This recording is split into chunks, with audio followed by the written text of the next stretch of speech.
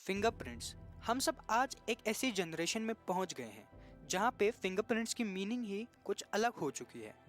आप लोग ये जानते हो फिंगरप्रिंट्स की सबसे ख़ास बात क्या है? कि ये पूरी दुनिया में किसी के भी फिंगरप्रिंट से हमारे फिंगरप्रिंट्स मैच नहीं हो सकते। इसलिए आज ये फिंगरप्रिंट्स हम बड़े बड़े सेफ्स, लॉकर्स और यहाँ तक कि हमारे स्मार्टफोन्स तक में इस्तेमाल करते हैं। आज फिंगरप्रिंट्स की इम्पोर्टेंस इतनी ज़्यादा हो चुकी है कि हमारी आइडेंटिटी फिंगरप्रिंट्स के थ्रू ही हो रही है। जैसे कि भारत में हम सबके पास आधार कार्ड है आइडेंटिटी के लिए, और इंडियन गवर्नमेंट ने आधार कार्ड पर सिग्नेचर को छोड़कर फिंगरप्रिंट्स के रिकॉर्ड्स रखना प्रेफर क्यों किया?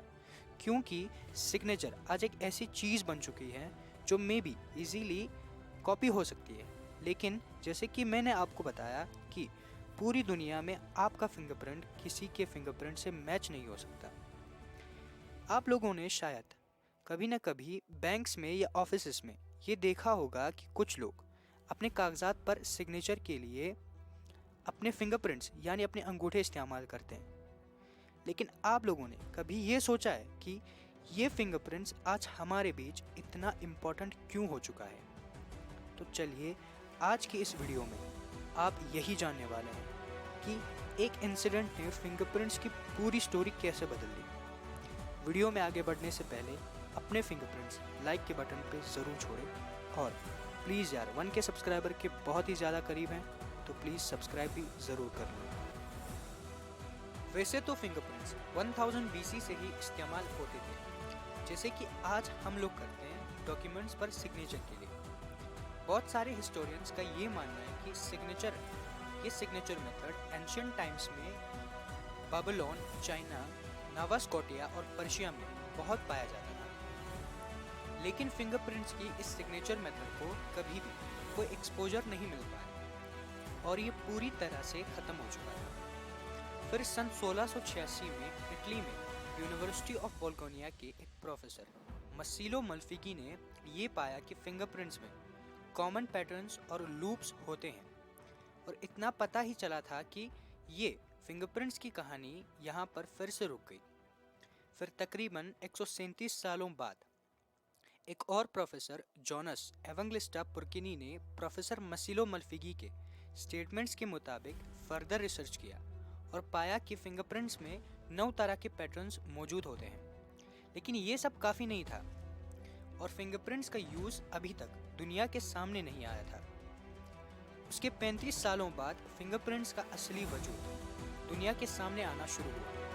सन 1858 में इंडिया के एक मैजिस्ट्रेट विलियम हर्शल ने उन 2 प्रोफेसर के रिसर्चेस और स्टेटमेंट्स के मुताबिक ये पाया कि फिंगरप्रिंट्स को एज ए इंडिविजुअल सिग्नेचर बनाया जा सकता है। चूँकि उस वक़्त इंडिया में पढ़े लिखे लोग ना के बराबर ही थे, इसलिए विलियम हर्शल ने फिंगरप्रिंट्स को डॉक्यूमेंट सिग्नेचर और आइडेंटिफिकेशन पर्पस के लिए इस्तेमाल करना शुरू किया। अब दुनिया के सामने फिंगरप्रिंट का यूज़ तो आ गया था, पर इसको पहचान अभी तक नहीं मिली थी। फिर अमेरिका में एक ऐसा इंसिडेंट पेश आया कि पूरी दुनिया को फिंगरप्रिंट्स की इम्पोर्टेंस समझ आ गई। आप यहाँ पे जो तस्वीर देख रहे हैं उसमें राइट साइड वाले का नाम है विलियम वेस्ट और लेफ्ट साइड वाले का नाम है विल वेस्ट। ये दोनों बिल्कुल एक जैसे ही दिखते थे और इनके नाम भी तकरीबन एक जैसे ही थे। ये दोनों दिखते तो एक ही जैसे थे, पर तो अलग अलग लोग थे। ये दोनों आज से तकरीबन 100 साल पहले कंसास के लेवनवर्थ प्रिजन में कैद किए गए थे। विल वेस्ट को कैद करने से 2 साल पहले विलियम वेस्ट इसी जेल में लाया गया था। फिर 2 साल बाद जब इस जेल के क्लर्क MC क्लॉर्गी ने उसी शक्ल के आदमी को देखा तो दंग रह गया। जब MC क्लॉर्गी ने विल वेस्ट के बटालियन मेजरमेंट्स लिए। बटालियन मेजरमेंट्स एक ऐसा मेथड होता था जिसमें कैदियों को पहचानने के लिए उनके हाइट्स, कलर्स और उनके जो भी फिजिकल डायमेंशंस है उनको माप लिया जाता था। तो जब MC क्लॉर्गी ने इनके बटालियन मेजरमेंट्स लिए तो उनके बटालियन मेजरमेंट्स तक बिल्कुल सेम टू सेम थे।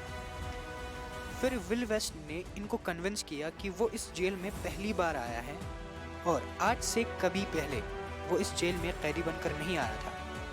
इस स्टेटमेंट ने MC क्लॉर्गी को बिल्कुल शॉक में डाल दिया, क्योंकि इस शक्ल के आदमी को उसने 2 साल पहले इसी जेल में मर्डर के इल्ज़ाम में कैद किया था। और इस केस ने बर्टिलियन मेथड की धज्जियां उड़ा दी और उस वक़्त से यूएस अथॉरिटीज़ को फिंगरप्रिंट मेथड अपनाने में ज़्यादा वक्त नहीं लगा। एमसी क्लर्गी ने इस केस को नज़र में रखते हुए फिंगरप्रिंट मेथड को लेवनवर्थ प्रिजन में इम्प्लीमेंट करवाया और बहुत ही कम वक्त में फिंगरप्रिंट रिपोजिटरी तक वहाँ पे इस्टेब्लिश हो गई थी और इनकी इसी केस की वजह से फिंगरप्रिंट्स के इस्तेमाल को एक नई पहचान मिल गई। आई होप आप लोगों को ये वीडियो अच्छी लगी होगी और कुछ सीखने को मिला होगा।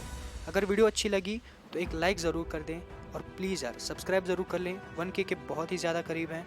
मिलते हैं अगली वीडियो में एक ऐसी और इन्फॉर्मेटिव टॉपिक के साथ। तब तक के लिए अल्लाह हाफ़िज़।